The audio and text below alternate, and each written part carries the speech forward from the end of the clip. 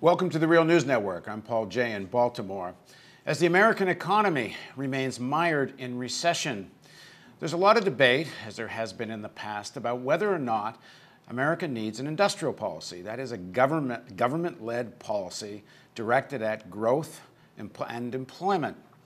Well, when one hears talk of this, you hear the critique. No, the free market must reign. You can't have an industrial policy. Government doesn't know how to do any of this. It should stay the heck out. The problem is that in this debate, it often not taken into account is the fact that there already is an industrial policy in the United States. The problem is it's being led by the Pentagon. And the question is that the right place for an industrial policy to be housed? Now joining us to talk about all of this is Bob Pollin. Bob joins us from Amherst, Massachusetts, where he is the co-director of the Perry Institute. Thanks for joining us again, Bob. Thank you very much for having me, Paul. So let's start with this question of, is there a need for industrial policy? But let's kind of dig in quickly to this issue that, in reality, there is one. It's just people don't talk about it that way. Right. Well, what do we mean, first of all, by industrial policy?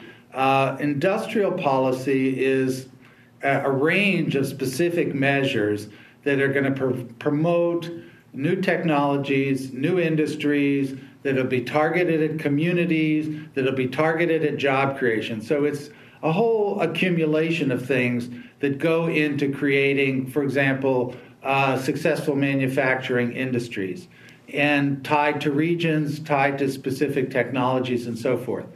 And the argument from the right is generally, well, that's the government picking winners, and the government is, completely inept at doing anything. So how in the world are they going to be successful in choosing which industries, which regions, which companies are going to be successful? So that therefore we should never pursue anything resembling industrial policy. The fact of the matter is the U.S. does conduct a rather massive industrial policy, as you said at the outset, through the Pentagon, through the military budget. And in some ways, the U.S. industrial policy through the Pentagon has been unbelievably successful. If not for the Pentagon investments in research and development and creating big markets for new technologies, we would not have created a commercial jet aviation industry. We would not have created a commercial computer industry. And most recently, the Internet, which came out entirely out of 35 years worth of Pentagon research development and guaranteed markets to create this technology, which is now perceived as having emerged completely out of some kind of free market fantasy. And this militarization of the economy as a driver of the economy, it's certainly nothing new. I mean, it goes even back to the First World War, with the explosion of industrialization in the United States came almost at the same time as the First World War and all the arms manufacturing. So in the spine of the U.S. economy, this militarization has been there and has only grown exponentially, especially since the Second World War. So is that not, then the argument would go, an important part of the American economy, a necessary part of the American economy? Well, it is the American economy, as with any economy, but the U.S. economy certainly needs to thrive on having some type of planning, investment in research and development, and crucially, when we have new technologies emerging, having guaranteed markets for them through the government, which is what the Pentagon has done for its technologies. Again, the most obvious case in point is the Internet, which was under research and development with the Pentagon for 35 years, never brought in any money, was not commercially viable, and then it became commercially viable after many, many years of work with the Pentagon. Now, when we think about that kind of model, we can see that model working in other areas. An obvious case in point now is the green economy. So we have already heard, and we're going to hear a whole lot more through this campaign, about how the green agenda under Obama was a complete failure. We have case in point of this now notorious Solyndra company in California that was making solar panels that had a government guaranteed loan and failed. Romney was just there yesterday campaigning to make his point. But the fact of the matter is we will not develop a clean energy economy. We will not meet emission targets and defeat global warming unless we invest in the new technologies and the diffusion of new technologies in solar power, wind power, geothermal power.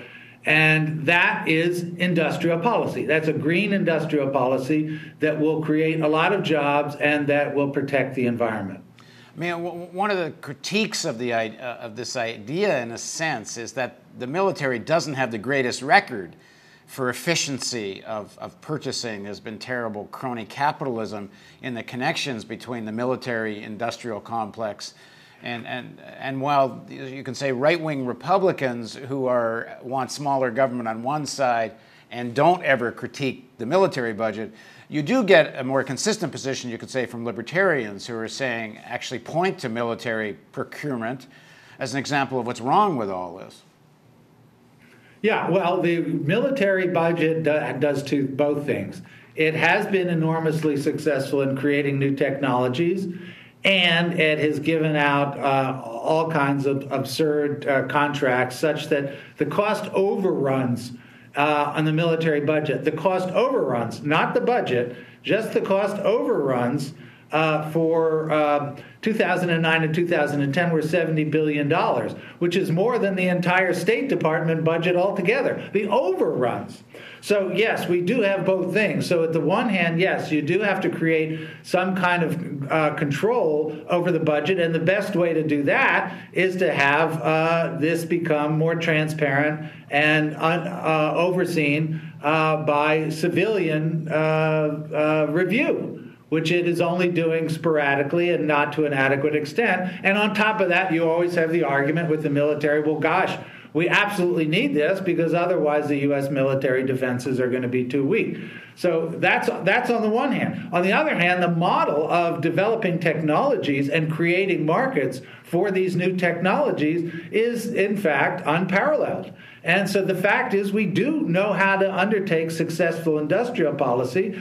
Unfortunately, it has only been done primarily through the Pentagon. And if we think about the challenge of building a clean energy economy over the next generation, which is an enormous challenge, the only way we're going to get there is through embracing industrial policy that in some ways, many ways, are going to have to borrow from the Pentagon model.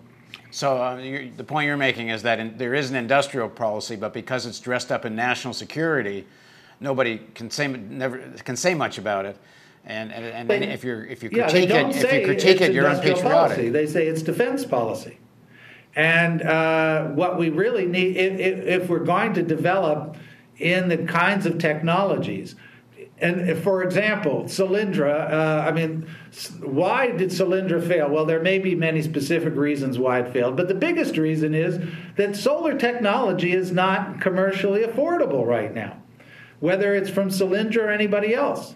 And so that if we are going to drive down the cost of generating electricity through solar power, which we have to do, we have to subsidize it. Whether it's Solyndra or some other companies or strictly within the government, that's industrial policy.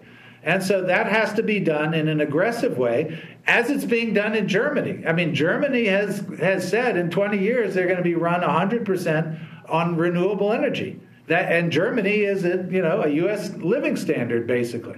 So if Germany can do it, and by the way, there's less sun per hour of day in Germany throughout the country than in the United States.